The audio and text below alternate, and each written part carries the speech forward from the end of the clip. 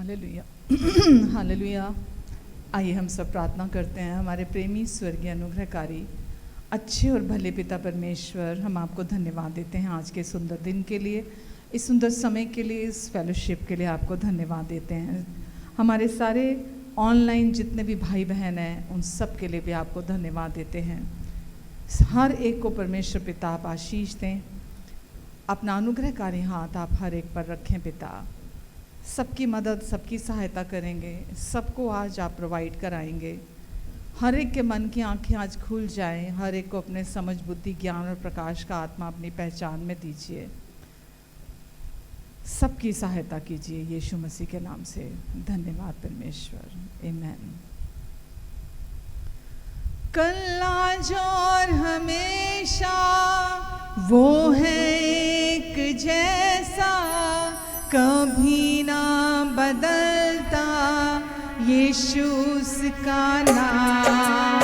कल आज और हमेशा वो है एक जैसा, कभी ना बदलता यीशु उसका नाम।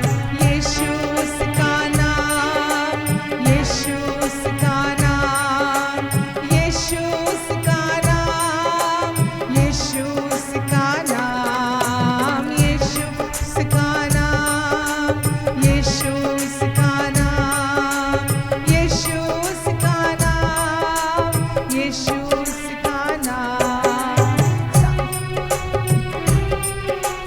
वो है एक जैसा, कभी ना, यीशु उसका नाम। और हमेशा वो है एक जैसा, कभी ना बदलता नाम। कल आज और हमेशा वो है एक जैसा, कभी ना बदलता यीशु उसका नाम। चाहे पहाड़ हट जाए, चाहे पहाड़ियाँ टल जाए, तो भी यीशु की करुणा मुझ पर से ना हटेगी। चाहे पहाड़ हट जाए, चाहे पहाड़ियाँ टल जाए, तो भी यीशु की करुणा मुझ पर से ना हटेगी। यीशु उसका नाम, यीशु उसका नाम, यीशु उसका नाम, यीशु उसका नाम, यीशु उसका नाम, आमेन। यीशु उसका नाम, यीशु उसका नाम, यीशु उसका नाम। मैं गिरा था, मुझको उठाया, गले से लगाया, प्यार मुझको दिया। मैं गिरा था, मुझको उठाया, गले से लगाया, प्यार मुझको दिया। यीशु उसका नाम, यीशु उसका नाम, यीशु उसका नाम, यीशु उसका नाम, यीशु उसका नाम, यीशु उसका नाम, यीशु उसका नाम, यीशु उसका नाम। कल आज और हमेशा वो है एक जैसा, कभी ना बदलता यीशु उसका नाम। कल आज और हमेशा वो है एक जैसा, कभी ना बदलता यीशु उसका नाम। आसमान आसमां के नीचे, लोगों के बीच में, मुक्ति का कोई नाम नहीं यीशु के सिवा। आसमां के नीचे, लोगों के बीच में, मुक्ति का कोई नाम नहीं यीशु के सिवा। यीशु उसका नाम, यीशु उसका नाम, यीशु उसका नाम, यीशु उसका नाम। जीवन जीवन देता नाम, शांति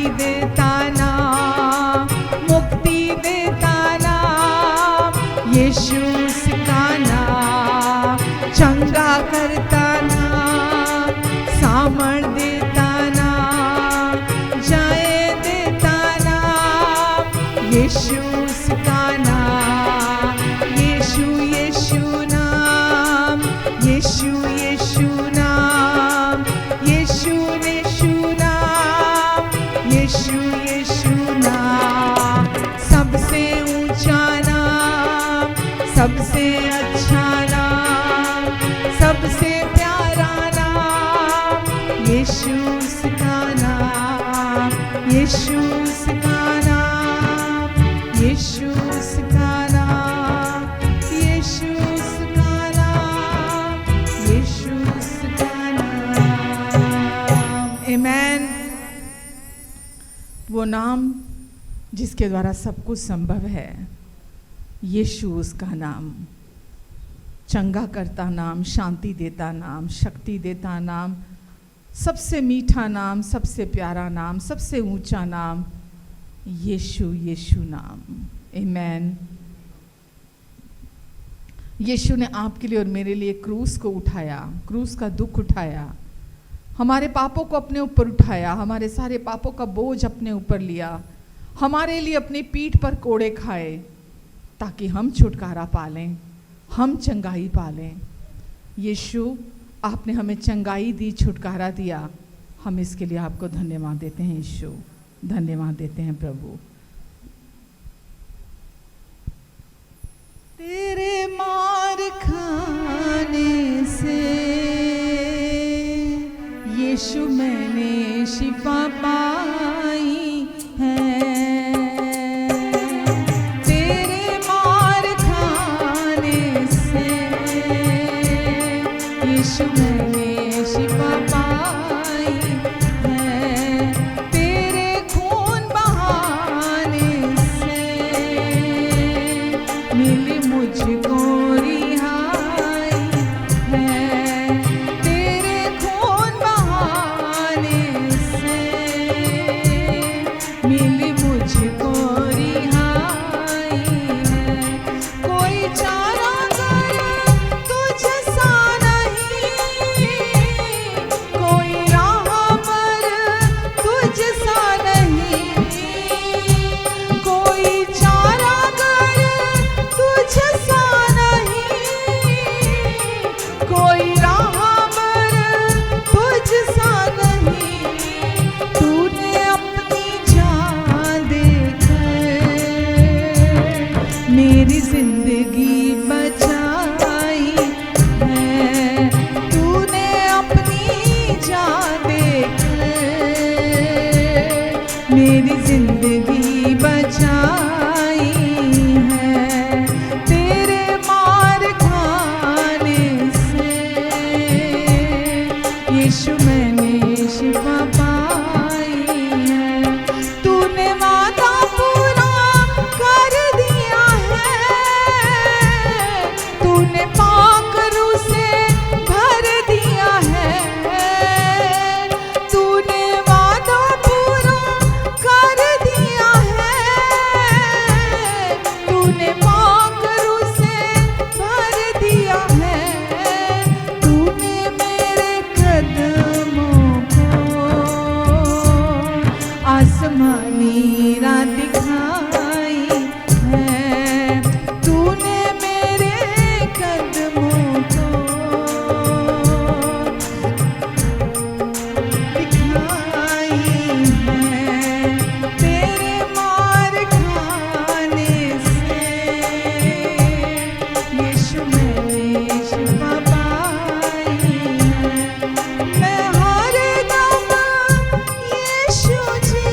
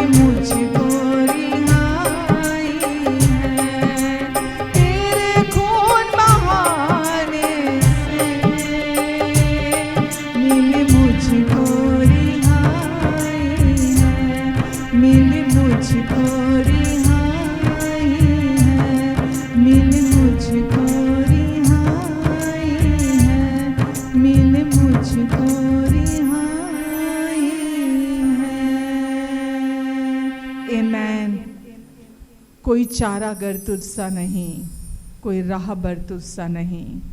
तूने अपनी जान देकर मेरी ज़िंदगी बचाई है। तूने वादा पूरा कर दिया है। तूने अपने पवित्र रूह से हमें भर दिया है। तूने मेरे कदमों को आसमानी राह दिखाई है। मैं हर दम यीशु जी तेरी हम्द और सना गाऊं। मैंने अपनी सांसों में आपके प्यार की खुशबू बसाई है। धन्यवाद देते हैं यीशु, धन्यवाद देते हैं प्रभु, हमसे अपने पूरे दिल से प्यार करने वाले प्रभु, हमें अपनी जान से ज़्यादा प्यार करने वाले यीशु। हम दिल की गहराइयों से आपकी स्तुति करते हैं, आपको महिमा देते हैं, आपकी आराधना करते हैं यीशु, क्योंकि आप योग्य प्रभु हैं। हालेलुया। यीशु जैसा कोई नहीं हो सकता। मेरी कल्पना से सुंदर हो तुम, मेरी सोच से भी बेहतर हो तुम।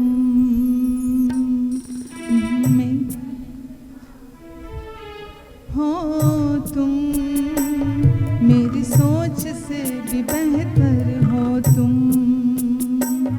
हो मेरी चट्टान मेरा बल जो हो तुम, मेरी चट्टान मेरा बल जो हो तुम।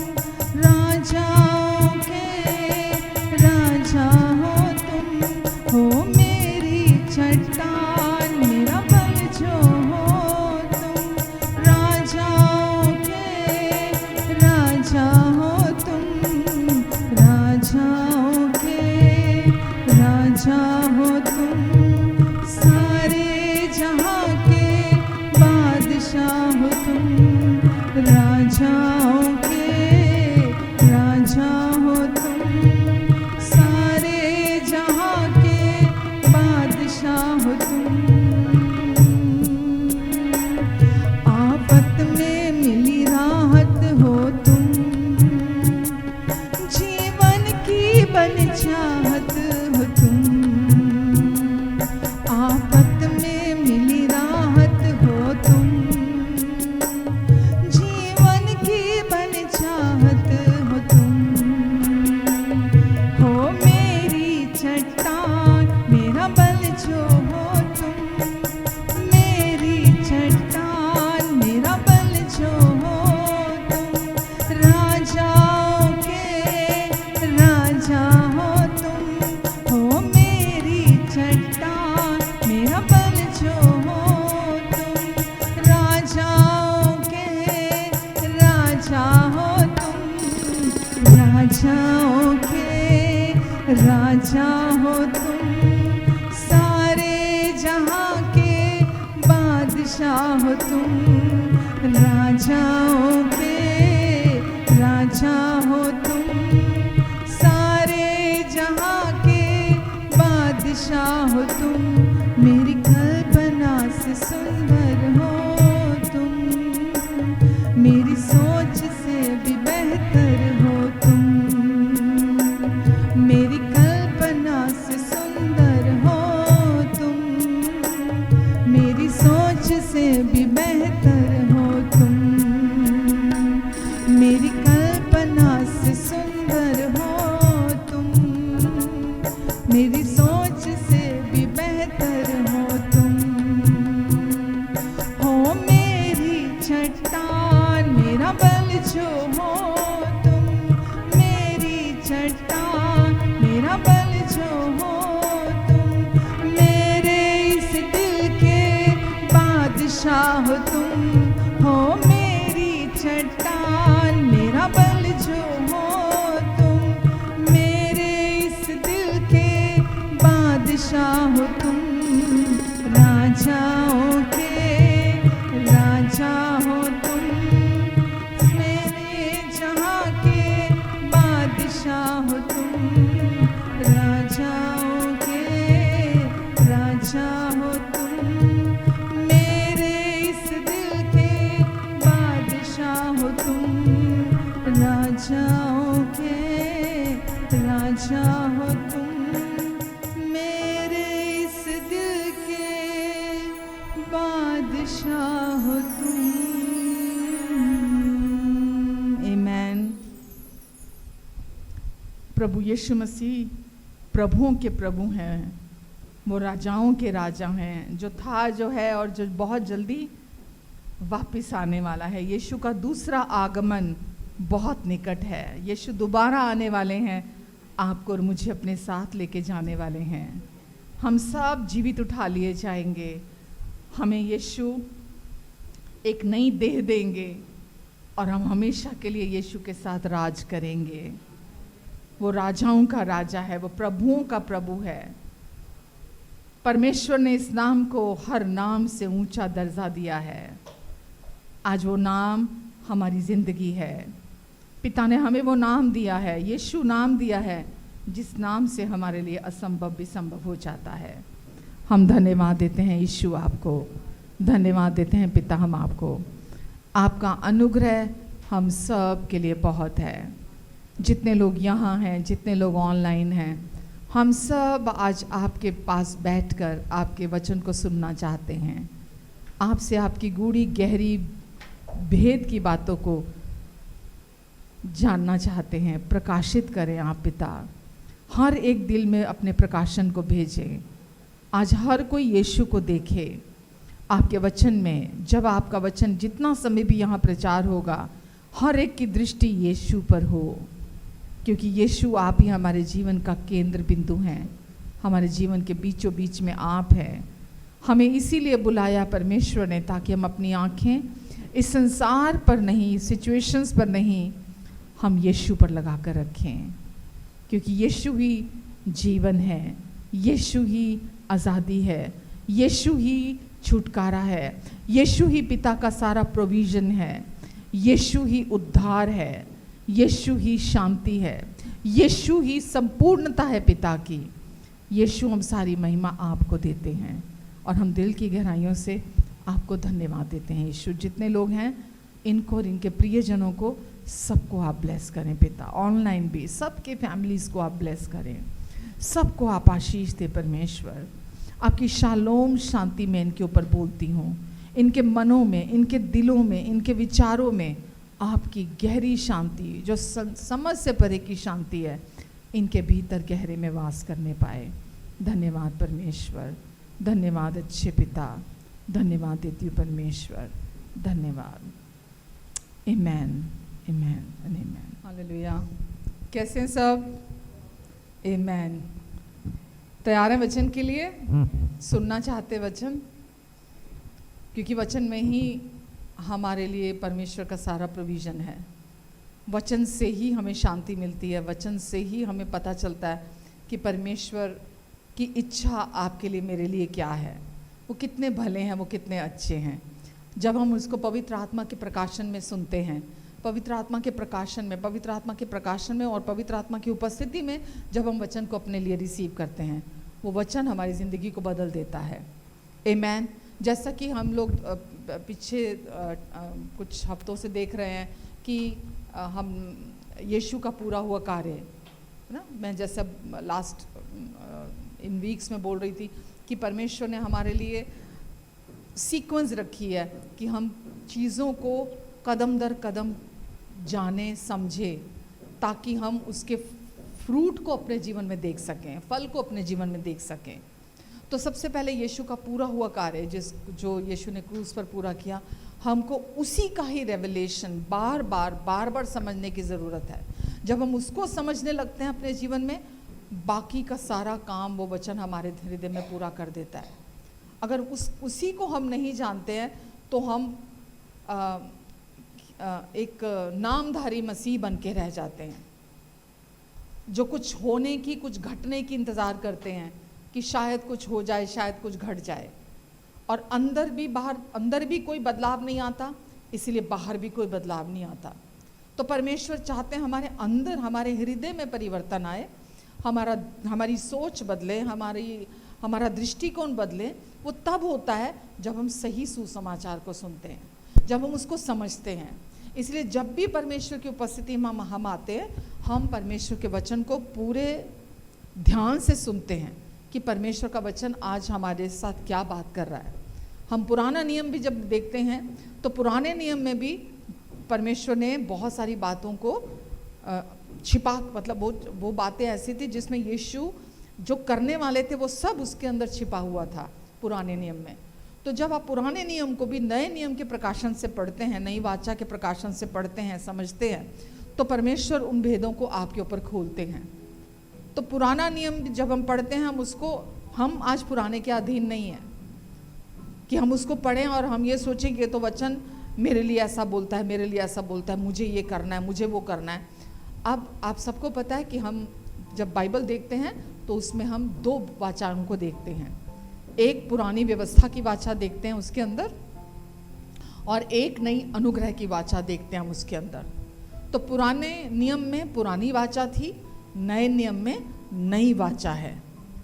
और हमारा परमेश्वर वाचा का परमेश्वर है, वो वाचा रखने वाला, वाचा करने वाला परमेश्वर है।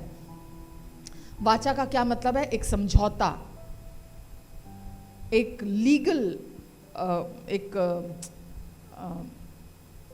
लीगल समझौता कह लो आप उसको परमेश्वर बांधते हैं लहू के द्वारा हमेशा।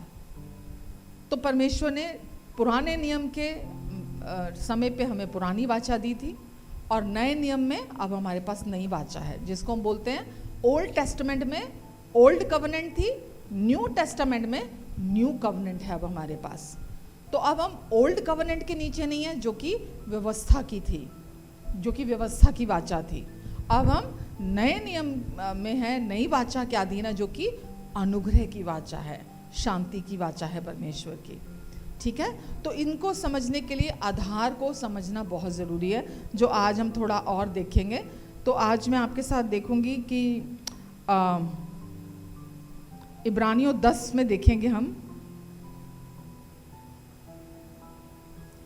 इब्रानियों 10 हमको बताता है कि यीशु का बलिदान ही आखिरी और सिद्ध संपूर्ण बलिदान है। इब्रानियों 10 हमको बताता है कि यीशु का बलिदान ही आखिरी बलिदान है।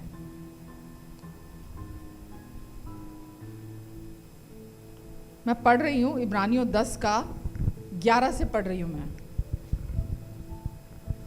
जैसा मैंने बोला, ये पुराने नियम की पुरानी वाचा का वचन है जो मैं आपके सामने पढ़ रही हूं अभी। तो यहां लिखा है इब्रानियों 10 में, हर एक याजक तो खड़े होकर प्रतिदिन सेवा किया करता था, और एक ही प्रकार के बलिदान को जो पापों को कभी भी दूर नहीं कर सकता। क्या लिखा है? पापों को कभी भी दूर नहीं कर सकता, बार बार चढ़ाता है। तो पुराने नियम में क्या था? याजक बलिदान चढ़ाया करता था, जो प्रतिदिन सेवा करता था, वो पापों को वो करता था, लेकिन वो पापों को कभी भी दूर नहीं कर सकता था। वो बलिदान मिटा नहीं सकते थे कभी भी पापों को। अगली वर्ष में लिखा है, पर वो व्यक्ति जो पापों के बदले एक ही बलिदान सर्वदा के लिए चढ़ाकर परमेश्वर के दाहिने जा बैठा, और उसी समय से इसकी बाट जो रहा है कि उसके बैरी उसके पांव के नीचे की पीढ़ी बने, क्योंकि उसने एक ही चढ़ावे के द्वारा उन्हें जो पवित्र किए जाते हैं सर्वदा के लिए सिद्ध कर दिया है। आमेन। तो है तो ये नए नियम का वचन है, लेकिन आपको पुराने वाचा का एक जो पैटर्न था वो बता रहा है। पुरानी वाचा में क्या पैटर्न होता था? पुरानी वाचा में बलिदान चढ़ाए जाते थे साल दर साल।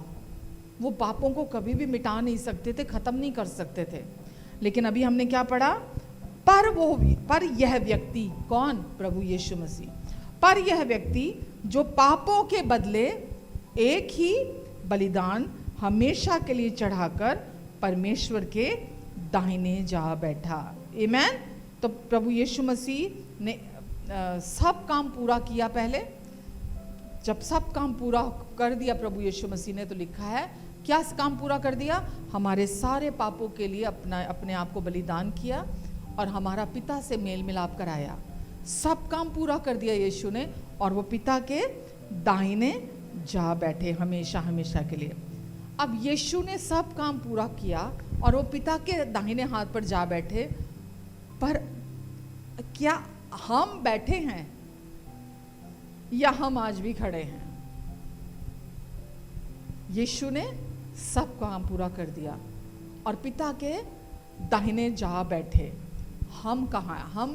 हम आज भी, और इस काम को हम सब जानते हैं कि प्रभु यीशु मसीह ने हमें अपने साथ स्वर्गीय स्थानों में उठाया, अपने साथ बिठाया, हर एक प्रभुता, अधिकार, प्रधानता, सामर्थ को अपने साथ साथ हमारे भी पांव के नीचे कर दिया। ठीक है, इस काम को भी यीशु ने संपन्न कर दिया, पूरा कर दिया।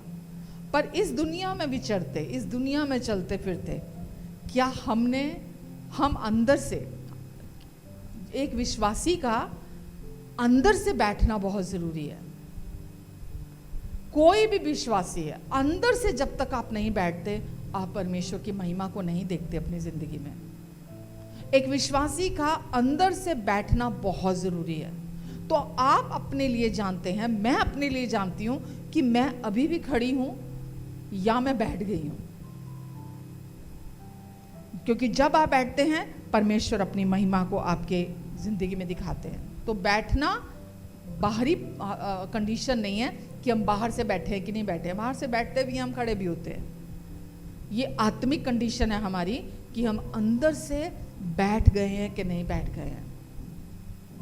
अगर अभी भी हम भविष्य की चिंता कर रहे हैं, अगर अभी भी हमारे अंदर बहुत सारे डर हैं, अभी भी अगर हम अपराध बोध में हैं, अभी भी अगर हमारे अंदर जिन चीज़ों के लिए परमेश्वर हमें बोलते हैं, नए नियम में यीशु ने पता नहीं अनगिनत बार लिखा, तू मत डर, तू मत डर, तू मत डर, तू मत डर।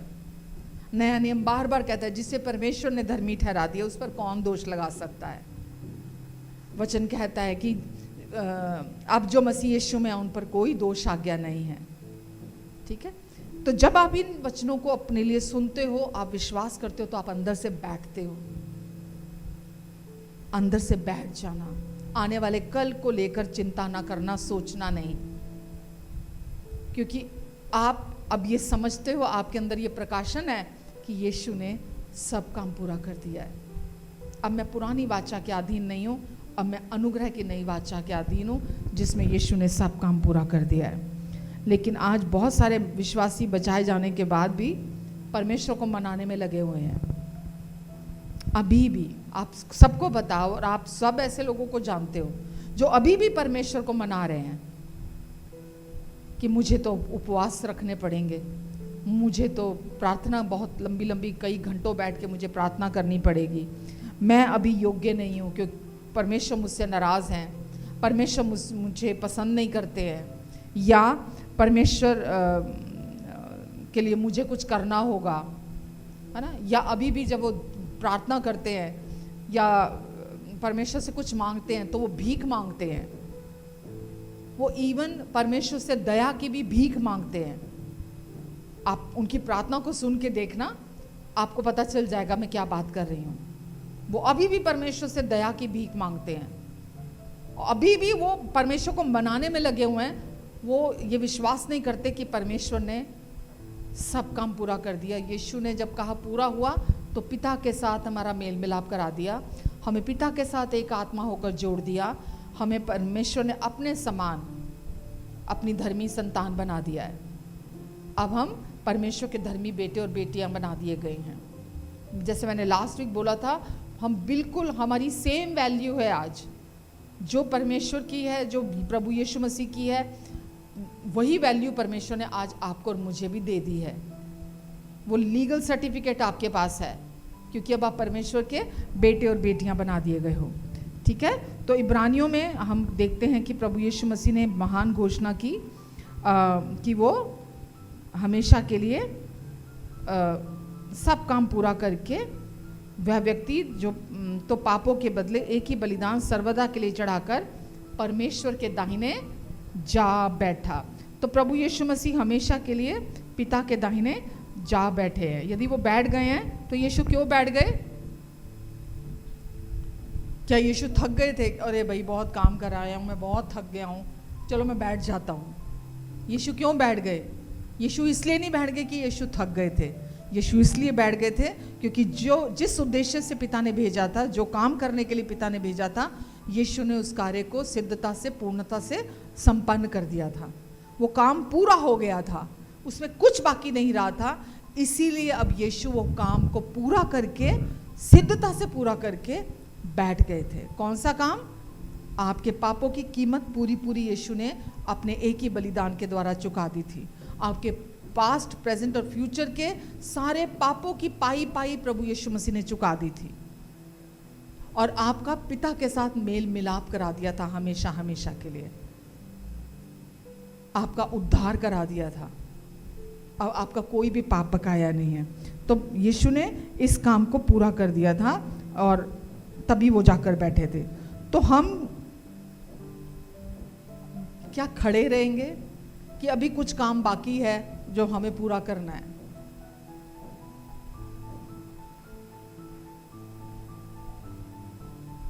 है कोई काम पूरा करने वाला?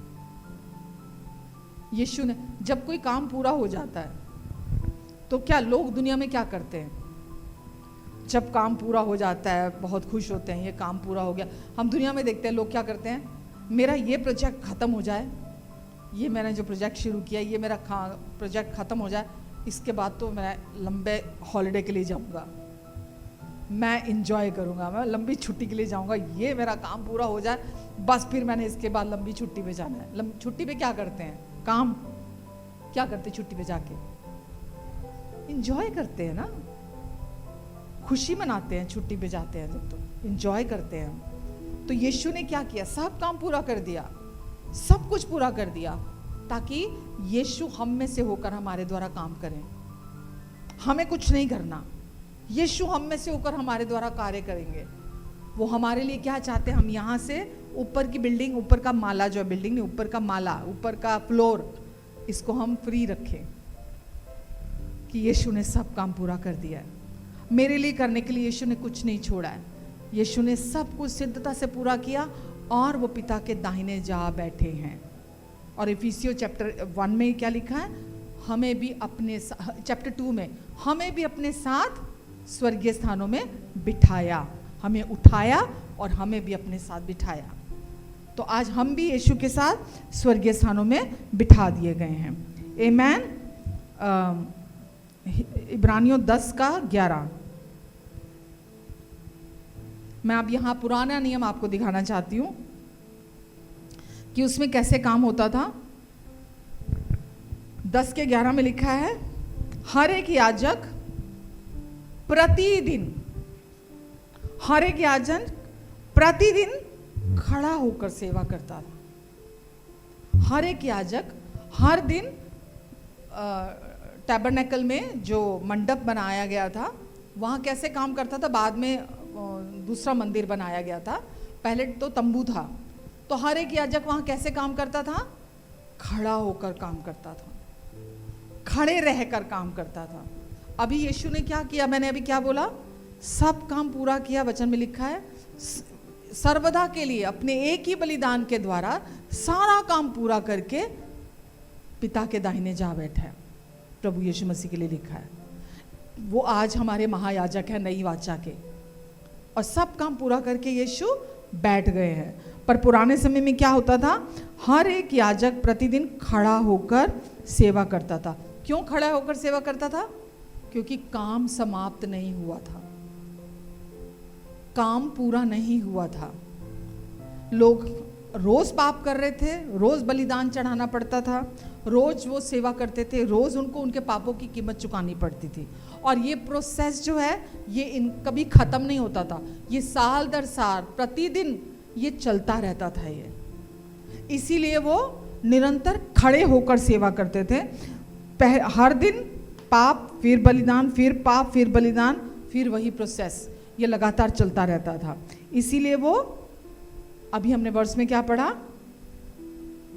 हर याजक प्रतिदिन खड़े होकर सेवा करता है। आमेन।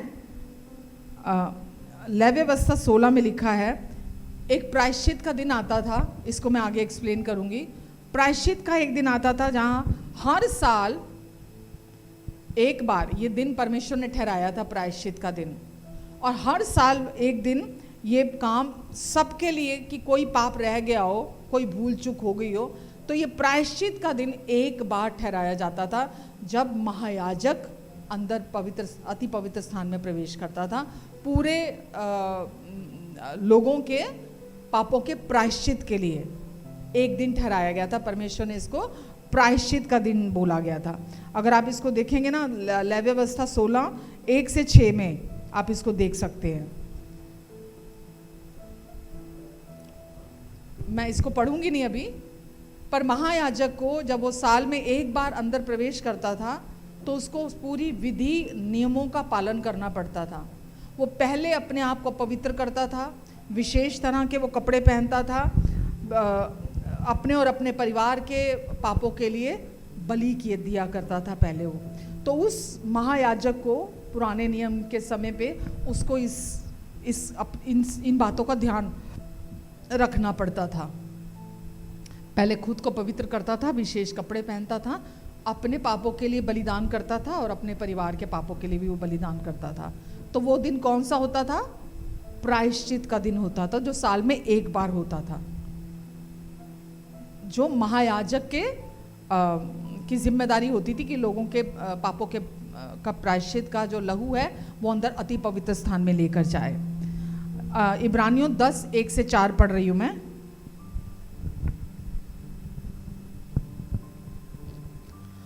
क्योंकि व्यवस्था जिसमें आने वाली अच्छी वस्तुओं का प्रतिबिंब है, क्योंकि व्यवस्था जिसमें आने वाली अच्छी वस्तुओं का प्रतिबिंब है, पर उनका असली स्वरूप नहीं है। जो कुछ भी वहाँ हो रहा था वो एक क्या था?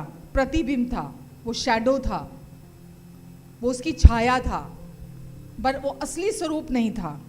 क्योंकि व्यवस्था जिसमें आने वाली अच्छी वस्तुओं का प्रतिबिंब है, पर उनका असली स्वरूप नहीं, इसलिए उन एक ही प्रकार के बलिदानों के द्वारा जो प्रतिवर्ष अचूक चढ़ाए जाते हैं, पास आने वालों को कदापि सिद्ध नहीं कर सकते। जितने भी बलिदान चढ़ाए जाते थे, जो लोग बलि लेकर आते थे और उनके लिए, उनके पापों के लिए वो बलिदान चढ़ाया जाता था, लिखा है कदापि वो सिद्ध नहीं कर सकती थी उनको, जो भी जितने भी चढ़ाए जाते थे। क्योंकि अगर वो उनको शुद्ध कर सकती, वो बलियां सिद्ध बना सकती, तो दूसरी आयत में लिखा है तो उनका चढ़ाना बंद क्यों नहीं हो जाता। कि अगर उन्होंने बलि चढ़ाई और बलि चढ़ाने के बाद जैसे आज हम बोलते हैं यीशु ने अपने पवित्र लहू के द्वारा हमें शुद्ध कर दिया, हमें धर्मी बना दिया, हमें पवित्र बना दिया, हमें सिद्ध बना दिया आज यीशु ने अपने पवित्र लहू के द्वारा। पर उस समय जो बलियां चढ़ाई जाती थी, वो बलि कभी भी चढ़ाने वाले को शुद्ध नहीं कर सकती थी, उसको पवित्र नहीं कर सकती थी हमेशा के लिए। क्योंकि अगर ऐसा होता तो वचन में लिखा है उन बलियों का चढ़ाना बंद क्यों नहीं हो जाता। इसलिए कि जब सेवा करने वाले एक ही बार शुद्ध हो जाते तो फिर उनका विवेक उन्हें पापी नहीं ठहराता। तो इसको अगर आज की नई वाचा के हिसाब से आप समझो तो लिखा है इसलिए जब सेवा करने वाले एक बार शुद्ध हो जाते, आज हम हो चुके हैं ना एक ही बार शुद्ध, तो क्या लिखा आगे? तो फिर उनका विवेक उन्हें पापी नहीं ठहराता। उनका विवेक उन्हें हर समय पापों की याद दिलाता था कि तुम बुरे इंसान हो, तुम गंदे हो, तुम पापी हो, तुमने ये गलती की है, तुमने वो गलती की है, तुम बुरे इंसान हो, तुमको परमेश्वर को मनाना पड़ेगा, तुमको परमेश्वर के लिए ये करना पड़ेगा, तुमको वो करना पड़ेगा। वो उनको हर टाइम उनका अंदर की जो कॉन्शियस थी उनको हमेशा याद दिलाती थी उनकी गलतियों की, उनके पापों के बारे में। पर जिनका विवेक शुद्ध हो गया आज की डेट में यीशु के लहू के द्वारा, क्या उसका क्या मतलब लिखा? तो उनका विवेक उन्हें पापी नहीं ठहराता। तो जो व्यक्ति यीशु के बलिदान पर विश्वास करता है उसका विवेक उसको पापी नहीं ठहराता, क्योंकि अंदर तक शुद्ध कर दिए गए हैं। अभी हमने ऊपर क्या पढ़ा था कि अगर उन एक ही प्रकार के बलिदानों के द्वारा जो प्रतिवर्ष अचूक चढ़ाए जाते थे, पास आने वाले को कदापि सिद्ध नहीं कर सकते थे पुराने नियम के। पर अभी पास आने वालों को, जो यीशु पर के पास आता है, विश्वास करता है, यीशु का लहू उन्हें सिद्ध बना देता है, उन्हें शुद्ध बना देता है, उन्हें पवित्र बना देता है। और उनका विवेक उनको पापी नहीं ठहराता। अगर आपका विवेक अभी भी आपको पापी ठहराता है, आपका विवेक अभी भी आपको अंदर से अश्योरेंस नहीं देता आपके उद्धार की, आपको ये नहीं बताता कि आप परमेश्वर के कितने प्रिय हो, परमेश्वर के धर्मी बेटे और बेटी बना दिए गए हो, तो इसका मतलब अभी भी आपने उस पूरा हुए कार्य को जाना नहीं अपने लिए। क्योंकि जब आप उसको जानकर उस पर विश्वास करते हो तो आपका विवेक अंदर से पूरी तरह, जैसा वचन कहता है, शुद्ध हो जाता है। तीसरी आयत में लिखा है, परंतु उनके द्वारा प्रतिवर्ष पापों का स्मरण हुआ करता है। हर साल वो पापों को बलिदान चढ़ाने के द्वारा पापों को याद करते हैं, अपने पापों को, कि मैंने इतने पाप किए, इसीलिए मुझे अभी बकरों को, बैलों को, भेड़ों को लोग लेके जाते थे, क्योंकि उनका विवेक उनको बताता था कि वो पापी हैं और उनको उनके पापों के लिए बलिदान की ज़रूरत है। तो लिखा है, परंतु उनके द्वारा प्रतिवर्ष पापों का स्मरण हुआ करता है, क्योंकि अनहोना है कि बैलों और बकरों का लहू पापों को दूर कर सके। अनहोना है, बैलों और बकरों का लहू पापों को दूर नहीं कर सकता। आज बाहरी कोई भी बलिदान, कोई भी धार्मिक कर्म कांड किसी भी इंसान को उसके पापों से शुद्ध नहीं कर सकता, उसके विवेक को शुद्ध नहीं कर सकता, उसके अंदर की कॉन्शियस को शुद्ध नहीं कर सकता। केवल यीशु का लहू अंदर से किसी भी व्यक्ति को शुद्ध कर सकता है, उसकी कॉन्शियस को अंदर से शुद्ध कर सकता है। तो याद रहे कि व्यवस्था केवल आने वाली वस्तुओं की क्या थी? छाया थी, शैडो थी। पशुओं का लहू कभी भी पाप को दूर नहीं कर सकता था, वो पापों को ढकता था। जैसा कि अभी मैं यहाँ से, अगर मिट्टी है तो मैं यहाँ से मिट्टी को इकट्ठा करके मैं कारपेट को उठा के कारपेट के नीचे डाल के कारपेट ऊपर ढक दूं। पुराने नियम में क्या होता था? पापों को ढक दिया जाता था। समस्या वही थी, समस्या का हल नहीं निकला था, पर पापों को पुराने नियम में ढक दिया जाता था। जैसे मिट्टी को आप ले जाके ऊपर कारपेट कवर कर दो, बट वो वहीं है, मिट्टी वहीं है। यीशु ने समस्या के साथ डील किया, यीशु ने वहां छिपाए नहीं आपके पाप, आपके पापों के लिए अपना लहू बहाया, अपने एक ही बलिदान के द्वारा आपको हमेशा के लिए धो दिया, साफ कर दिया, शुद्ध कर दिया। कहां से? आपकी कॉन्शियस से, आपके विवेक में। जो आपका विवेक, वचन में लिखा है, परमेश्वर ने पहले से ही, उत्पत्ति के समय से ही हर इंसान के अंदर अपना ज्ञान डाल दिया है। हर इंसान का विवेक अंदर से जानता है कि उसको, वो पापी है और उसको पापों की क्षमा चाहिए। पर वो कहाँ मिलेगी, लोग ये जानते नहीं हैं। मुक्ति कहाँ मिलेगी, किस नाम में मिलेगी, लोग जानते नहीं हैं। उद्धार किस नाम से मिलता है, लोगों को पता नहीं है। वो गलत जगहों पे जाके गलत तरीके से उद्धार को प्राप्त करने की कोशिश कर रहे हैं, पर यीशु ने हमेशा के लिए उससे निपट लिया है।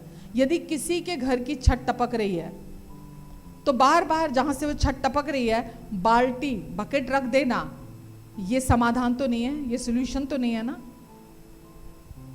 सोल्यूशन है तो हम क्या करते हैं? पुरानी वाचा में पानी जब टपक रहा था, बार बार उसके नीचे बकेट रख देते थे। यीशु आए, यीशु ने आगे छत बदल दी, नई छत डाल दी, पक्की और मजबूत छत डाल दी जो टपकती नहीं है। तो यीशु ने आकर पूरा काम कर दिया, आपके पापों के साथ पूरी तरह निपट लिया, और परमेश्वर अब आपके प्रेमी पिता हैं जो आपसे अत्यंत प्रसन्न हैं। आमेन। आपको मैं थोड़ा पिक्चर दिखाना चाहूँगी।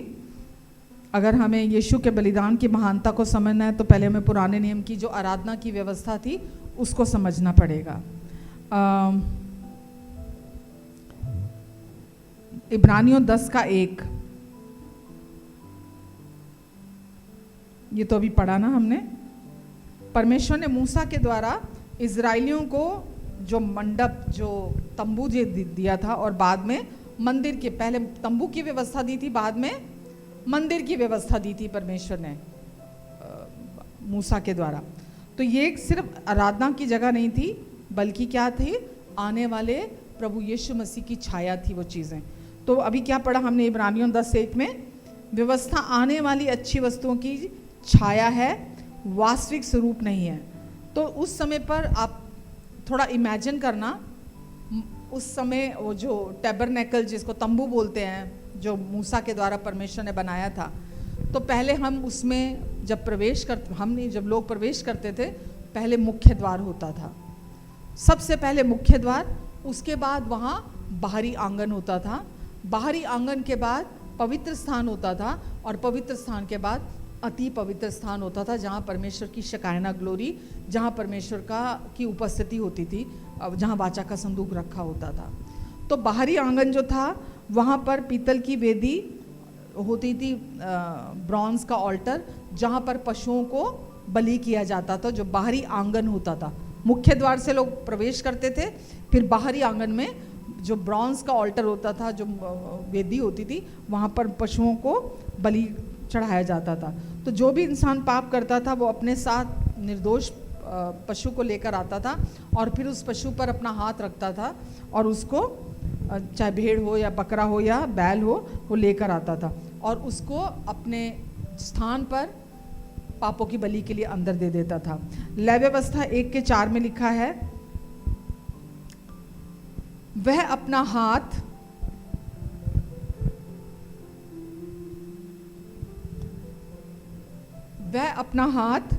होम बलि के पशु के सिर पर रखे, वह अपना हाथ उस होम बलि के पशु के सिर पर रखे। लय व्यवस्था 1:4, लेविटिकस 1:4, तब वह उसके लिए ग्रहण किया जाएगा।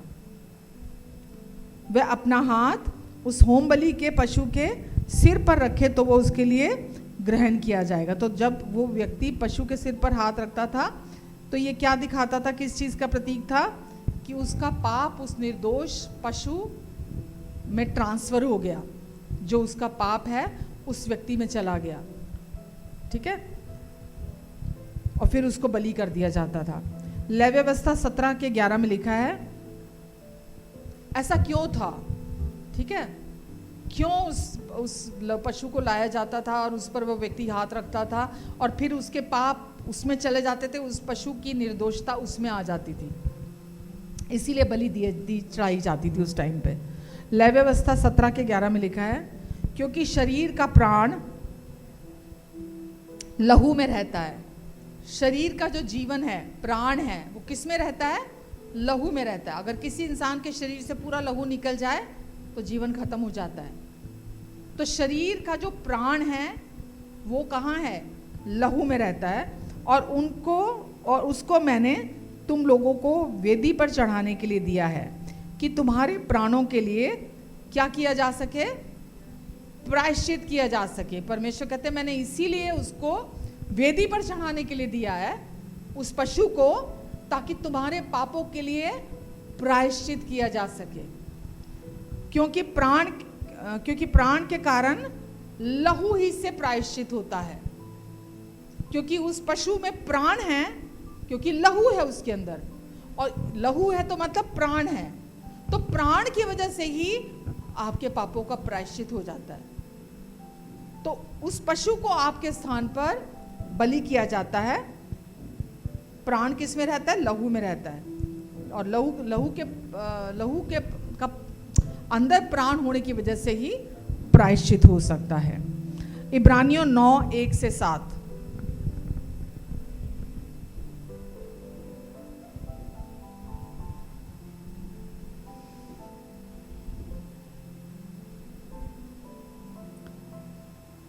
उस पहली वाचा में भी सेवा के नियम थे, और ऐसा पवित्र स्थान जो इस जगत का था। समझ में आ रहा आपको? उस पहली वाचा में सेवा के नियम थे और ऐसा पवित्र स्थान जो इस जगत का था, अर्थात एक तंबू बनाया गया। पहले तंबू में दीवट और मेज भेंट की रोटियां थी, और यह पवित्र स्थान कहलाता है। दूसरे पर्दे के पीछे यह तंबू क्या था? तो सबसे पहले क्या था? मुख्य द्वार, फिर बाहरी आंगन, फिर पवित्र स्थान, फिर अति पवित्र स्थान। सबसे पहले क्या था? जोर से बोलो। फिर पवित्र स्थान, फिर अति पवित्र स्थान था। तो क्या लिखा है? और दूसरे पर्दे के पीछे पहले में क्या था? एक तो दीवट थी, मेज था और भेंट की रोटियां थी पवित्र स्थान में।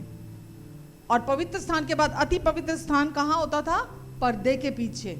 आज भी अगर आप दुनिया के लोगों का धार्मिक स्थल देखोगे ना, आप अभी भी यही पैटर्न है, ये यहीं से आया है। पहले मुख्य द्वार, फिर बाहरी आंगन होता है, फिर पवित्र स्थान, फिर पर्दे के पीछे उनके हिसाब से वो मानते हैं। तो वहां पर वो लोग नहीं जाते हैं, वहां जो भी याजक नियुक्त किया होता है उन्होंने, वो वहां जाता है। लोग जो भी अन्न बलि लेके जाते हैं या जो भी बलियां लेके जाते हैं, चढ़ाते हैं वहां पर, वो उनके लिए वहां चढ़ाते हैं। अब जिस भी धार्मिक स्थल में देख लो आप, तो ये चीज आज कहाँ से आई है? ये उसी समय से आई है। और लिखा है, और दूसरे पर्दे के पीछे वो तंबू था जो परम पवित्र स्थान कहलाता है। उसमें क्या था? सोने की धूपदानी और सोने से मड़ा हुआ वाचा का संदूक, और इसमें मन्ना से भरा हुआ सोने का मर्तबान था, और हारून की छड़ी जिसमें फूल फल आ गए थे, और वाचा की पट्टियां थी, और उसके ऊपर दोनों तेजों में करूब थे जो प्रायश्चित के ढकने पर छाया किए रहते थे। इन्हीं का एक एक करके बखान करने का अभी अवसर नहीं है। जब ये वस्तुएं इस रीति से तैयार हो चुकी तब पहले तंबू में जो याजक हर समय प्रवेश करके सेवा के काम निभाते हैं, पर दूसरे में जो याजक और महायाजक दो तरह के होते थे।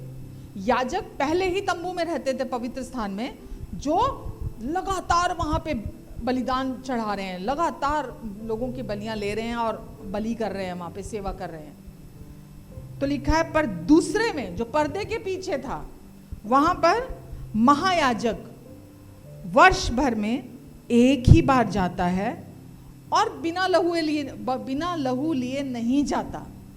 साल में एक ही बार जाता है पर बिना लहू लिए नहीं जाता, जिसे वो अपने लिए और लोगों की भूल चूक के लिए चढ़ाया करता है। अपने लिए, अपनी भूल चूक के लिए पहले, और फिर लोगों के लिए भी वो वहाँ पर बलि का जो लहू है वो उस दया आसन के ऊपर, जो वाचा का संदूक था, उसके ऊपर दो करूब बने हुए थे, है ना, जैसे एंजल कह लो, स्वर्गदूत कह लो, ऐसे उसके ऊपर बने हुए थे, और उसको बोला जाता था दया का आसन। पट्टियां नीचे थी, पट्टियां ऊपर नहीं थी, पट्टियां नीचे थी, दया ऊपर थी, तब भी परमेश्वर की। तो वो जो लहू है वो दया आसन के ऊपर चढ़ाया जाता था। परमेश्वर की दया को वो प्राप्त करते थे जब वो लहू का छिड़काव प्रायश्चित के दिन उस पर किया जाता था। तो परमेश्वर अपने लोगों को आशीष देते थे, ब्लेस करते थे अपने लोगों को। तो महायाजक लोगों के बिहाफ पर परमेश्वर के सम्मुख जाता था और लोगों के लिए भेंट चढ़ाता था। पवित्र स्थान में से जो था, एक मैंने बोला मुख्य द्वार, बाहरी आंगन। बाहरी आंगन में कोई भी आ सकता था, कोई भी आ सकता था, लेकिन जो पवित्र स्थान था वहां सिर्फ और सिर्फ याजक आ सकता था, लोग प्रवेश नहीं कर सकते थे वहां पे। पवित्र स्थान में सिर्फ याजक प्रवेश कर सकता था, अति पवित्र में महायाजक। पवित्र स्थान में याजक प्रवेश कर सकता था, और वहां पर मैंने बताया क्या क्या था, दीप स्तंभ था, दीवट था, और भेंट की रोटियां थी, और धूप की वेदी थी। तो वहाँ पर जो याजक थे वो हर दिन सेवा करते थे, सुबह भी शाम को भी, कोई रेस्ट नहीं, कोई विश्राम नहीं। वो दिन रात वहाँ पे लोगों के पापों की बलि स्वीकार किया करते थे, जो लोग वहाँ आकर चढ़ाते थे। तो कोई रेस्ट नहीं होता था उनके लिए। लेकिन महापवित्र स्थान जो वहाँ पर वाचा का संदूक था, उसमें क्या क्या था? उसमें था अति पवित्र स्थान में 10 आज्ञाओं की 2 पट्टियाँ जो मूसा को परमेश्वर ने दी थी, वो रखी हुई थी। दूसरा सोने का एक पात्र था जिसमें मन्ना रखा हुआ था। ये परमेश्वर ने वहाँ रखा था। ये उस खाने की याद दिलाता है जो जंगल के रास्ते में इजराइलियों को परमेश्वर ने दिया था। हारून की लाठी थी उसके अंदर। हारून उस समय कौन था? महायाजक था। ये लाठी मतलब वहाँ पर सोचो, एक बॉक्स के अंदर अगर एक आप लाठी रख दें, पूरा साल अंदर कोई नहीं जाता था, प्रवेश नहीं करता था, पर वो लाठी में फल और फूल आ रहे थे क्योंकि परमेश्वर की उपस्थिति वहाँ थी। लिखा है ना, हमने अभी ऊपर वचन में पढ़ा था कि उस हारून की लाठी में, वो बादाम की थी छड़ी लाठी जो थी, उसमें फल और फूल आ रहे थे। और इस हारून को परमेश्वर ने अपने लिए चुना हुआ था उस समय पर। और आगे वचन देखेंगे, कोई भी अति पवित्र स्थान में, ना तो पवित्र स्थान में कोई प्रवेश कर सकता था, याजक कर सकते थे। अति पवित्र स्थान में कोई याजक प्रवेश नहीं कर सकता था, सिर्फ महायाजक प्रवेश कर सकता था। वो भी महायाजक भी साल में सिर्फ एक बार, पूरी विधियों और नियमों के साथ, ठीक है, पूरी। और वो कौन सा दिन होता था? प्रायश्चित का दिन। केवल एक ही दिन प्रवेश कर सकता था।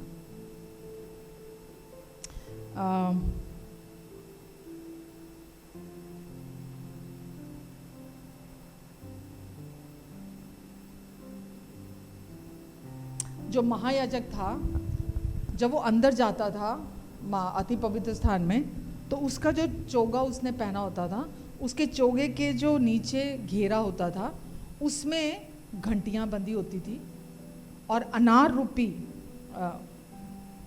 अनार शेप के उसमें लटकन लगे होते थे और घंटियां लगी होती थी जब वो अंदर प्रवेश करता था महायाजक। तो उसके पीछे वजह क्या थी? उसके कारण था कि उसके आने अंदर वो पता लग रहा है कि वो अंदर काम कर रहा है, वो सेवा कर रहा है, वो बैठा नहीं हुआ है। ये साइन था कि वो अंदर जब चलेगा तो आवाज़ आएगी उसके चलने फिरने की। और दूसरा था कि उसकी आवाज़ से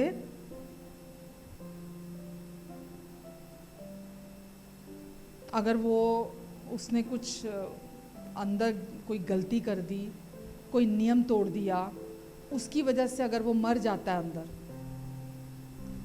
यहाँ ये नहीं है सिर्फ कि केवल पापों का बलिदान करके वो अंदर चला गया और बस अब कुछ नहीं होगा। अगर उसने अपने पापों के बलिदान के लिए बलि चढ़ा के भी वो अंदर गया है, तो भी उसको अंदर जाके भी जो परमेश्वर ने उसको विधियां और नियम बताए हैं, इंस्ट्रक्शंस दी हैं उसको, जो जो उसको अंदर करने के लिए कहा है, अगर वो उससे चूक जाता है तो उसकी मृत्यु भी हो सकती थी। और इसलिए उसके पैरों में रस्सी बांधी जाती थी। एक तो घंटियां लगाई जाती थी उसके घेरे पर जो उसने चोगा पहना होता था, और उसके पैरों में रस्सियां बांधी जाती थी, क्योंकि जैसे मैंने बोला, कोई भी उस अति पवित्र स्थान में प्रवेश नहीं कर सकता था। अगर वो किसी गलती की वजह से मर गया तो रस्सी के थ्रू उसको बाहर खींच के लाया जा सकता था महायाजक को, क्योंकि अंदर कोई नहीं जा सकता था। तो नए नियम में आप देखो आज आपके ऊपर और मेरे ऊपर कितनी दया बरस रही है। महायाजक भी अंदर जाकर अगर उससे कोई गलती हो जाती थी तो वो बचता नहीं था। पर आज परमेश्वर बोलते हैं, मैं तेरे अपराधों को फिर कभी याद नहीं करूंगा, तेरे अधर्म के कामों को के प्रति मैं दयावंत रहूंगा। किस वजह से? प्रभु यीशु के क्रूस पर बहाए लहू के द्वारा, बलिदान के द्वारा।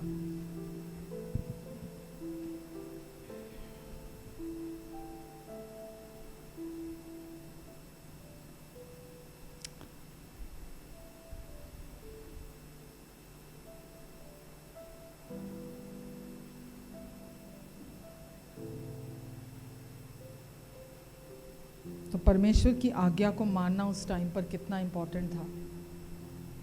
एक भी बात का उल्लंघन नहीं कर सकते थे। आज तो हम उनके प्रिय बेटे बेटियां हैं, उनके प्यारे बच्चे हैं। हम गिरते हैं, उठते हैं, गिरते हैं। हम पाप करने के लिए आज़ाद नहीं हो गए कि ओहो परमेश्वर की दया बहुत है, आज तो हम जितने मर्जी पाप करें, जितनी मर्जी गलतियां करें। बेवकूफ़ी है ये, ऐसी सोच भी रखना। लेकिन सच में जब हम उनके प्यार में, यीशु के पूरा हुए काम में जब हम आराम करते हैं, रेस्ट करते हैं, तो हमारा जीवन अंदर से बाहर की तरफ बदलता है, रूपांतरित होता है। परमेश्वर का आत्मा हमें बदलता है। आमीन। तो अगर महायाजक नियमों का पालन नहीं करता था, जैसे अनुचित समय में अंदर प्रवेश करना, आवश्यक विधियों का पालन ना करना, या परमेश्वर की पवित्रता का अनादर करना, तो वो न्याय का भागी बनता था, उसका फिर न्याय होता था अगर वो इन चीज़ों का पालन नहीं करता था। तो इसमें पुराने नियम में बलिदान के साथ साथ पश्चाताप और परमेश्वर की आज्ञाकारिता को भी पूरा करना होता था। केवल बलिदान काफ़ी नहीं था, पश्चाताप और परमेश्वर की आज्ञाकारिता साथ जुड़ी होती थी, वो साथ में चलती थी। आमीन। लेवी व्यवस्था 16 में लिखा है,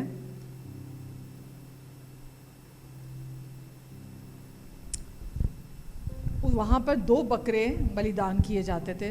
1 से 6 में पहले हमने देखा, अब 6 से आगे है। 2 बकरे वहाँ पर परमेश्वर ने बोला था लेके आने हैं। क्यों दो बलिदान किए जाएंगे प्रायश्चित के दिन? 2 बकरे, एक बकरा तो बलि कर दिया जाता था, दूसरे बकरे के ऊपर महायाजक अपना हाथ रखता था और महायाजक उस पर अपना हाथ रख के उसको दूर भेज दिया करता था। तो ये क्या दिखाता था कि लोगों के पाप उनसे दूर भेज दिए गए, दूर कर दिए गए लोगों के पाप। इसलिए 2 बकरे होते थे। लेकिन ये सिर्फ क्या था? शैडो था, कारपेट के नीचे मिट्टी छिपाने जैसा, या टपकती हुई छत के पानी को नीचे ना गिरने के लिए बकेट लगाने का। ये सॉल्यूशन नहीं था परमानेंट। ठीक है। तो यहाँ प्रॉब्लम क्या थी? क्योंकि बार बार हर साल ये प्रक्रिया दोहरानी पड़ती थी। बार बार लोग पाप करते थे, बार बार फिर वो बलिदान चढ़ाना पड़ता था, बार बार ये प्रक्रिया लहू बहाना पड़ता था और महायाजक को इस प्रक्रिया को दोहराना पड़ता था। फिर वही प्रायश्चित बार बार करना पड़ता था। अगर पाप सच में ख़त्म हो जाते तो इन बलिदानों की बार बार ज़रूरत नहीं पड़ती थी। आपको क्लैरिटी मिल रही है आज आपके पापों के साथ क्या किया है प्रभु यीशु मसीह ने? इसीलिए जानना ज़रूरी है कि पुराने नियम में किस तरह से डील किया जाता था पापों के साथ। अब नए वाचा में, नए नियम में परमेश्वर ने हमारे पापों के साथ किस तरह डील कर लिया है। अब वो हमारे खाते में नहीं है, हमारे नाम पर नहीं है। इब्रानियों 10 का 3-4।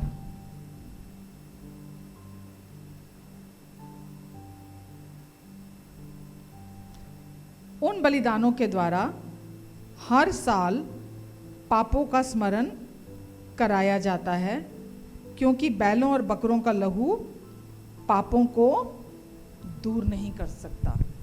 आपका छुटकारा बैलों और बकरों के लहू से नहीं हुआ है, आपका छुटकारा प्रभु यीशु मसीह के लहू से हुआ है। तो इसीलिए प्रभु यीशु मसीह आए। बैलों और बकरों का लहू साथ लेकर नहीं आए, जानवरों का लहू साथ लेकर नहीं आए प्रभु यीशु मसीह। प्रभु यीशु मसीह आए और अपने लहू के द्वारा आपको छुटकारा दिलाया प्रभु यीशु मसीह ने, और पूरा छुटकारा दिलाया है। आपको वचन को सुनकर अपने अंदर, वचन एक जगह लिखा ना इब्रानियों 4 में, क्योंकि वचन सुनकर उनके मन में नहीं ठहरा। उन्होंने वचन तो सुना, सुसमाचार सुना, लेकिन वो उनके अंदर ठहरा नहीं, इसलिए वो परमेश्वर के विश्राम में प्रवेश नहीं कर पाए। जब हम वचन को सुनकर अपने अंदर रिसीव करते हैं, हम परमेश्वर के विश्राम में प्रवेश कर जाते हैं। परमेश्वर का विश्राम कौन है? प्रभु यीशु मसीह। हम यीशु में प्रवेश कर जाते हैं हमेशा हमेशा के लिए, और वो कॉन्फिडेंस हमारे अंदर होता है। हमारे अंदर से विवेक शुद्ध हो जाता है, साफ हो जाता है। हमारे अंदर फिर कोई पापी विवेक नहीं रहता है। जब हम यीशु के पूरा हुए कार्य को समझते हैं, अंडरस्टैंड करते हैं। पुराने नियम में कितनी सख्ती थी, वो भी परमेश्वर ने जब पुराने नियम में पुरानी वाचा दी थी, परमेश्वर ने इसलिए नहीं दी थी कि लोग उसका पालन करें। परमेश्वर पाप की गहराई को दिखाना चाहते थे, उनको नीड दिखाना चाहते थे, ज़रूरत दिखाना चाहते थे कि तुम्हारे जो पाप हैं, ये बैलों और बकरों के, जो तुम्हारे अंदर आदम से चला आ रहा पाप तुम्हारे डीएनए में है, वो बैलों और बकरों के लहू से धुल नहीं सकता। और ये पहचान थी क्योंकि लोगों का विवेक उन पर दोष लगा रहा था। उनको अंदर से पता लगता था कि हाँ, मैंने पाप किया, मैंने गलती की है, मुझे जाके भेंट चढ़ानी है, मुझे जाके बलि चढ़ानी है। तो परमेश्वर परमानेंट सोल्यूशन चाहते थे उनकी लाइफ में, ये नहीं कि टेम्परेरी बस वो पापों को ढक दिया। परमेश्वर चाहते थे पाप पूरी तरह से धुलें, साफ हो जाएं, लोग पूरी तरह शुद्ध हो जाएं, पवित्र हो जाएं, सिद्ध हो जाएं। कैसे? अपने पुत्र के लहू के द्वारा, यीशु के क्रूस पर पूरा हुए बहाए हुए लहू के द्वारा परमेश्वर ने इसका उपाय निकाला। तो यीशु कोई पशु नहीं लाए, वो खुद हमारा मेमना थे। जैसे लोग पहले मेमना लेके जाते थे, लोग पहले निर्दोष मेमना उसमें मंडप में या मंदिर में लेके जाते थे, यीशु हमारा मेमना थे। वो आए, जैसा यूहन्ना 1 में लिखा है, वो देखो परमेश्वर का मेमना जो सारे जगत के पाप अपने ऊपर उठा लिए जाता है। जैसे प्रायश्चित के दिन 2 मेमने, 2 पशु बलि किए जाते थे, एक बलिदान कर दिया जाता था, दूसरा दूर भेज दिया जाता था, है ना, पाप दूर करने के लिए। प्रभु यीशु मसीह, वो मैंने बोला पुराना नियम शैडो था, छाया थी, वो समाधान नहीं था। उसको पूरा किसमें हुआ? परमेश्वर ने किया, अपने पुत्र में पूरा किया। आपके सारे पाप यीशु पर डाल दिए गए। वो देखो परमेश्वर का मेमना जो उस जगत के पापों को अपने ऊपर उठा लिए जाता है। ठीक है, तो प्रभु यीशु मसीह ही आपके पापों का बलिदान और आपके पापों का प्रायश्चित भी हैं। यीशु आपके पापों के बलि भी हैं और आपके पापों का प्रायश्चित भी बने। क्यों? यीशु आपके पाप दूर, आपसे दूर ले गए उठाकर। आमेन। तो यीशु ने केवल महायाजक का काम नहीं किया, वो हमारे महायाजक भी बने और बलिदान भी बने। पुराने नियम में महायाजक बैलों, बकरों और भेड़ों का लहू चढ़ाते थे, तो यीशु हमारे महायाजक भी बने और हमारे लिए बलिदान भी यीशु बने। इब्रानियों 9, 11, 12।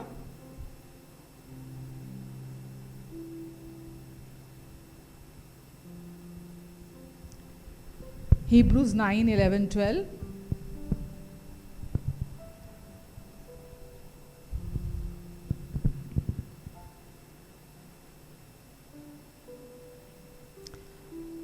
बकरों और बछड़ों के लहू के द्वारा नहीं, परंतु अपने ही लहू के द्वारा एक ही बार परम पवित्र स्थान में प्रवेश करके अनंत छुटकारा प्राप्त कर लिया। हमने कैसे प्राप्त किया? बकरों और बछड़ों के लहू के द्वारा नहीं। कैसे प्राप्त किया? यीशु के लहू के द्वारा। एक ही बार यीशु ने परम पवित्र स्थान में प्रवेश करके हमें अनंत छुटकारा दे दिया। आमेन। कहाँ? परम पवित्र स्थान कौन सा? स्वर्गीय स्थानों में। स्वर्गीय स्थानों में यीशु अपना लहू स्वर्गीय स्थानों में लेकर गए और वहाँ जाकर अति पवित्र स्थान में अपना लहू छिड़का, हमेशा हमेशा के लिए। और उसको अब कोई कैंसिल नहीं कर सकता। आपकी कोई गलती कैंसिल नहीं कर सकती, आपका कोई गुनाह कैंसिल नहीं कर सकता। यीशु ने इस काम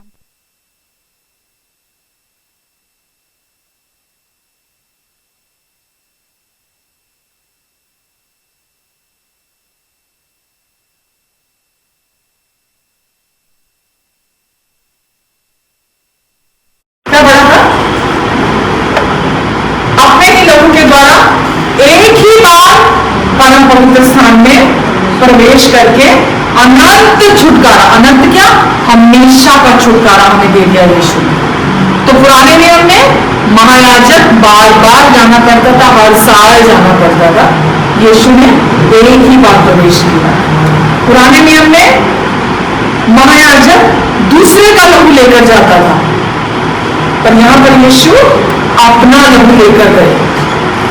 महायाजक जानवरों का लहू महापवित्र स्थान में लेके जाते थे, पर यीशु अपना लहू लेकर वहां गए। पुराने नियम में महायाजक बार बार सेवा करता था, यीशु ने एक ही बलिदान अपना दिया, एक ही बलिदान के द्वारा सब काम पूरा कर दिया। आमीन। पुराने नियम में महायाजक खड़ा रहता था, वो बैठ नहीं सकता था, वहां कोई कुर्सी नहीं थी, कोई सीट नहीं थी बैठने की, ना पवित्र स्थान में ना अति पवित्र स्थान में कोई सीट नहीं थी बैठने के लिए। लेकिन यीशु हमने क्या पढ़ा अभी, यीशु ने जब सब काम पूरा कर लिया तो यीशु बैठ गए, यीशु बैठ गए, क्योंकि सब काम पूरा हो चुका था।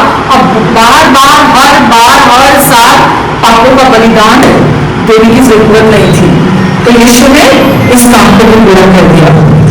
आमीन। इब्रानियों 10:12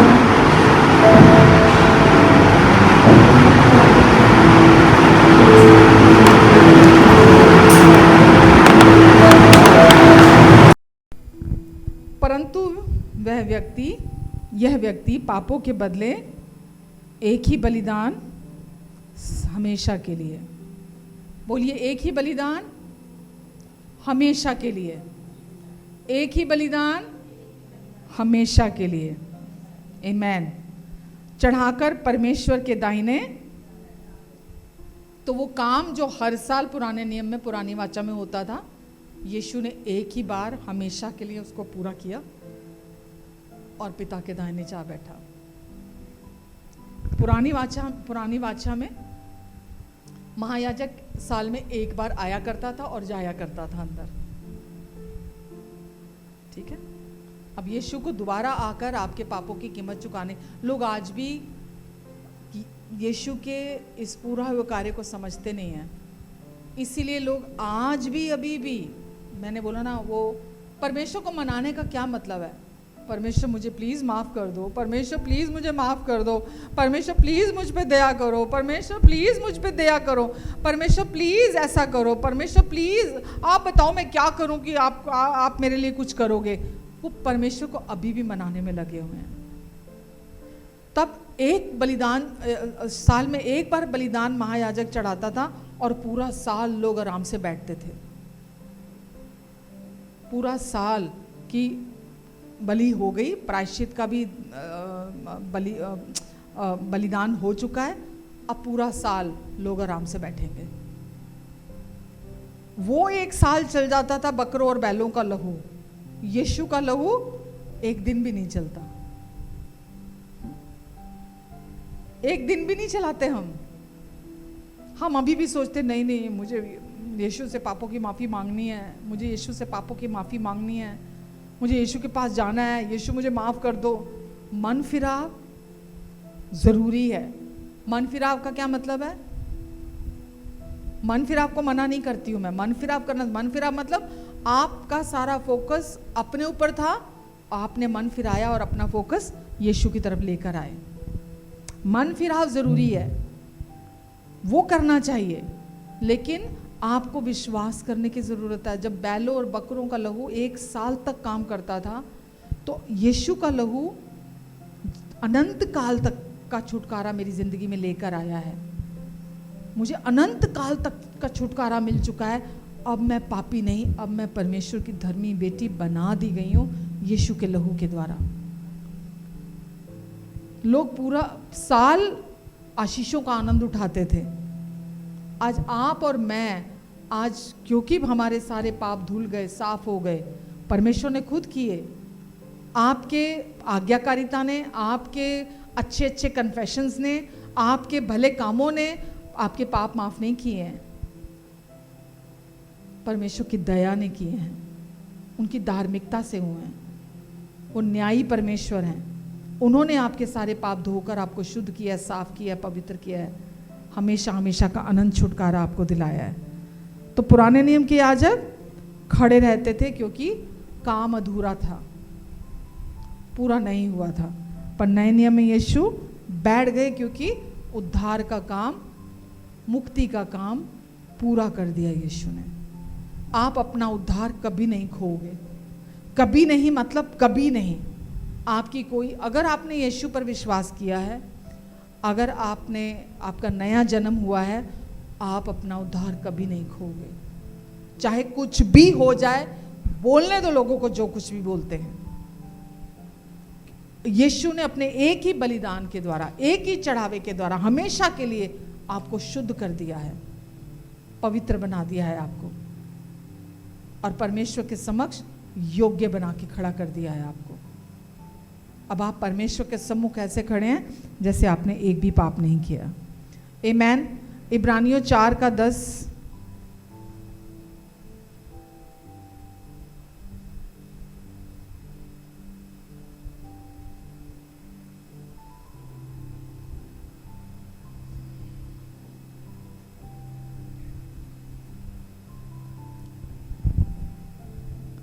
क्योंकि जिसने उसके विश्राम में प्रवेश किया है, उसने भी परमेश्वर के समान अपने कामों को पूरा करके विश्राम किया है।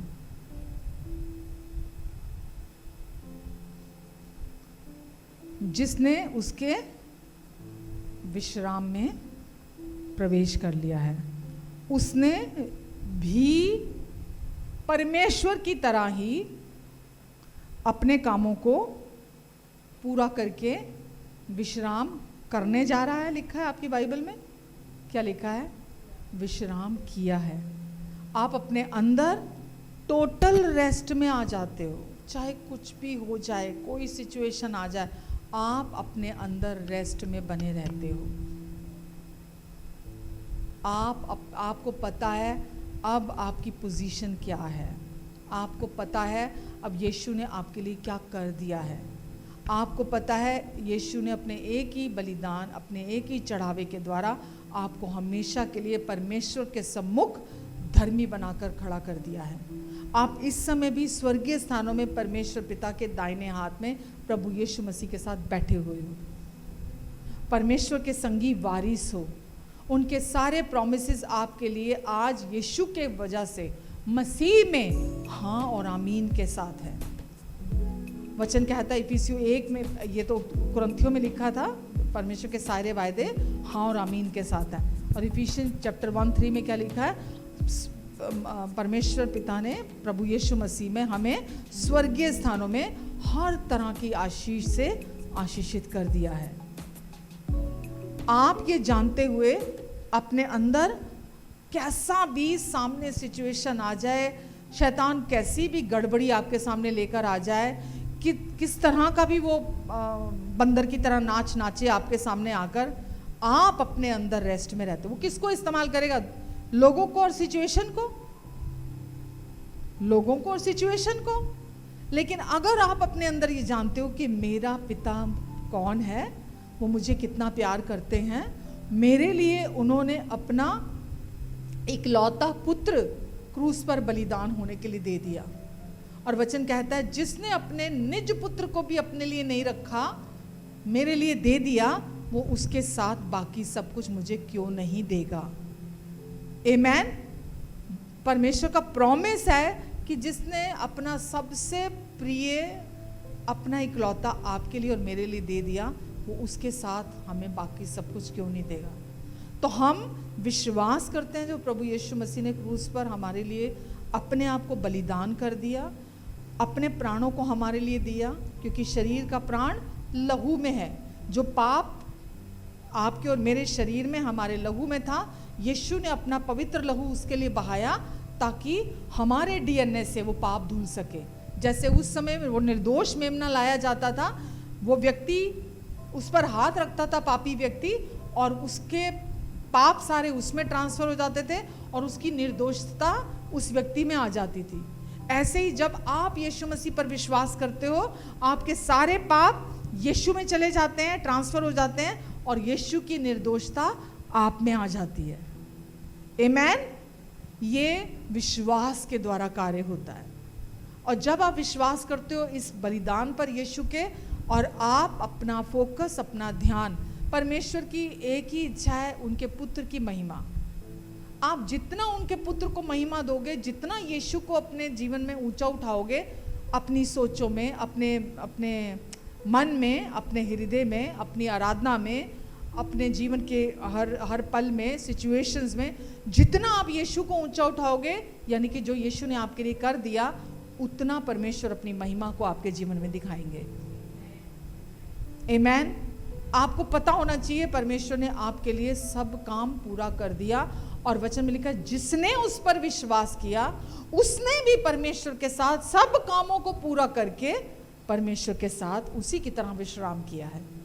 तो परमेश्वर कहते तुमने भी सब काम पूरा कर दिया है। आमेन। कुछ तुम्हारे करने के लिए, देखो परमेश्वर ने हमारे करने के लिए कुछ नहीं छोड़ा, पर विश्वास करने के लिए बहुत कुछ दिया है हमें। ठीक है। अनुग्रह पर विश्वास करने के द्वारा हमारा उद्धार हुआ है। अनुग्रह पर विश्वास करने के द्वारा, अनुग्रह मतलब जो यीशु ने क्रूस पर हमारे लिए पूरा किया। जैसा एक मनुष्य के अपराध के कारण पाप ने मृत्यु फैलाते हुए इस पूरे जगत पे राज किया, रोमियो 5:17, वैसा ही एक मनुष्य अर्थात हमारे प्रभु यीशु मसीह के द्वारा हम अनंत जीवन के लिए राज करेंगे। आमेन। राज करोगे हर कमी घटी पर, हर बीमारी के ऊपर, हर शैतान के झूठ के ऊपर, धोखे के ऊपर, शैतान की हर चाल के ऊपर। कुछ भी आपकी लाइफ में है, आपकी गलतियों से आपने सिचुएशन को आप ले आए अपनी लाइफ में, लेकिन जब आप सरेंडर करते हो ना, यीशु के पास आते हो और आप यीशु को बोलते हो यीशु आप मेरी मदद करो इस सिचुएशन में, मैंने ये गलती कर दी, मेरे से ये गलती हो गई है यीशु, मैं आपके पास आती हूँ, मैं आपके पास आता हूँ यीशु, आप मेरी मदद करो। मैं विश्वास करता हूँ यीशु आपने मुझे अपने लहू से धोकर शुद्ध कर दिया, साफ कर दिया, पवित्र बना दिया और अपनी धार्मिकता में मुझे स्थापित कर दिया। मैं आपकी धर्मी बेटी हूँ, मैं आपका धर्मी बेटा हूँ, आप मेरी मदद करो इस समय। जब आप उनके पास आओगे, आपने अपने लिए कितनी भी खराब सिचुएशन क्यों ना पैदा कर ली हो, जब आप यीशु के पास आते हो ना, यीशु आपको उस सिचुएशन में भी रेस्ट देते हैं, आपको बुद्धि देंगे, आपको सामर्थ्य देंगे कि कैसे आपको उस सिचुएशन से भी बाहर निकलना है। सब समाधान यीशु के लहू में है। यीशु ने जो क्रूस पर हमारे लिए कार्य पूरा कर दिया, जितना आप उसको मेडिटेट करोगे, जितना आप उसको अपने लिए सुनोगे, अपने लिए जानोगे, उतना आप विश्वास के साथ रेस्ट में जियोगे, उतना आप रेस्ट का जीवन जियोगे। आपका जीवन एकदम सरल होगा, पेचीदा नहीं होगा। आप लोगों के साथ सरलता के साथ रहोगे, बिल्कुल सादगी के साथ रहोगे, कोई दिखावा नहीं होगा आपकी लाइफ में। जितना हम यीशु के क्रूस पर पूरा हुए काम को जितना हम सुनते और समझते जाते हैं ना, हमारी ज़िंदगी में उतनी खराई दिखाई देने लगती है, उतना खरापन आने लगता है। जैसा पहले हम दोहरी जिंदगी जी लेते थे, यीशु में आने से पहले आपको घुटन देगी वो जिंदगी, घुटन देगी आपको वो जिंदगी, क्योंकि सच्ची आज़ादी मन की आज़ादी है। जितना आप वचन सुनोगे, अपने अंदर मेडिटेट करोगे ना, अपने आप को आज ये बात समझा के जाना, मैं जिस भी सिचुएशन से होकर गुजर के जा रही हूँ, जिस भी हालात से होकर गुजर कर जा रहा हूँ, हल यीशु के पूरा हुए कार्य में है। समस्या छोटी है या बड़ी है, सिचुएशन छोटी है या बड़ी है, प्रॉब्लम लोग हैं या सिचुएशन है, हल कहाँ है? यीशु के पूरा हुए कार्य में है। और मुझे उस पूरा हुए कार्य में परमेश्वर विश्वास के साथ विश्राम करने के लिए कहती हैं। और कैसे विश्वास कैसे आता है? सुनने से। विश्वास कैसे आता है? सुनने से। जितना आप पूरा हुआ कार्य को सुनोगे सुनोगे सुनोगे, विश्वास आपके अंदर काम करेगा। विश्वास आपकी कोशिशों से काम नहीं करेगा। विश्वास सुनने से आता है, और सुनना मसीह का वचन, सुसमाचार का वचन, अनुग्रह का वचन। जितना आप वचन सुनोगे आपके अंदर विश्वास काम करेगा। जितना आपके अंदर विश्वास काम करेगा उतना विश्राम में बने रहोगे आप। चीजें बाहर होंगी, घटेंगी, लोगों की भावनाएं ऊंचे जाएंगी, नीचे जाएंगी, बदलेंगी। आप रेस्ट में रहोगे, आप पीस में रहोगे। इसलिए पहले मुझे लगा ये वचन आज दूं कि नहीं दूं, थोड़ा टीचिंग काइंड ऑफ है ना, शिक्षा के तौर पे है, तो दूं कि नहीं दूं। मैंने फिर अंदर से आया कि ज़रूरी है, ये ज़रूरी है। ये आपको पता होना चाहिए। पहले काम अधूरा था, अब काम यीशु ने अपने बलिदान के द्वारा पूरा कर दिया है। ठीक है। पहले आराधना का क्या तरीका था? आराधना करने वाले जब परमेश्वर के सामने आते थे उनके विवेक शुद्ध नहीं थे, विवेक। अब आराधना करने वालों का विवेक शुद्ध है जब वो परमेश्वर के सामने आते हैं, क्योंकि यीशु के लहू ने विवेक शुद्ध कर दिया है अंदर से। अब अंदर विवेक दोष नहीं लगाता, क्योंकि काम पूरा हो गया है अंदर। यीशु का पूरा हुआ कार्य हमारे अंदर है और वो काम पूरा हो चुका है, क्योंकि यीशु ने अपने एक ही चढ़ावे, एक ही बलिदान के द्वारा हमेशा, वंस एंड फॉर ऑल, एक ही बार, हमेशा के लिए, सबके लिए। व्यक्ति कैसे शामिल होता है उसमें? विश्वास के द्वारा। एक ही बार, एक ही चढ़ावा, हमेशा के लिए, सबके लिए। बोलिए, एक ही बार, एक ही चढ़ावा, सबके लिए, हमेशा के लिए। हम विश्वास करते हैं इस पर और विश्वास के साथ विश्राम करते हैं इसमें, और रास्ता परमेश्वर निकालते हैं। आपको किसी भी प्रॉब्लम का रास्ता नहीं निकालना, किसी भी प्रॉब्लम का नहीं। जब आप रेस्ट करेंगे परमेश्वर की बुद्धि भी बहेगी, सामर्थ बहेगी, परमेश्वर आपको आने वाली चीज़ें दिखाएंगे, परख भी देंगे, सब कुछ परमेश्वर करेंगे। अंदर से गाइड करेंगे, लीड करेंगे, डायरेक्ट करेंगे, सब कुछ परमेश्वर करेंगे। आमीन। रुकूं यहीं पे ही।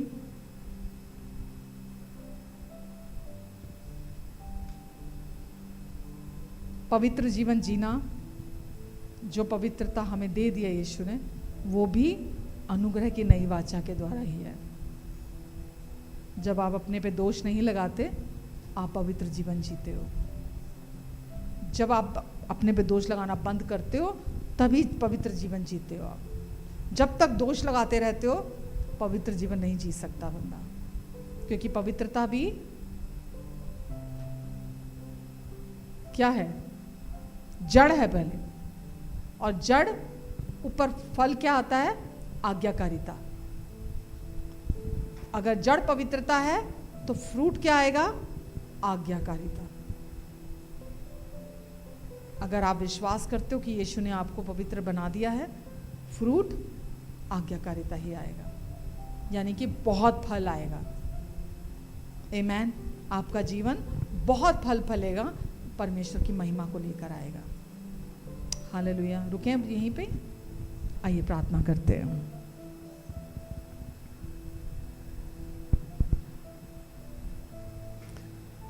हो मेरी चट्टान, मेरा बल जो हो तुम, राजाओं के राजा हो तुम।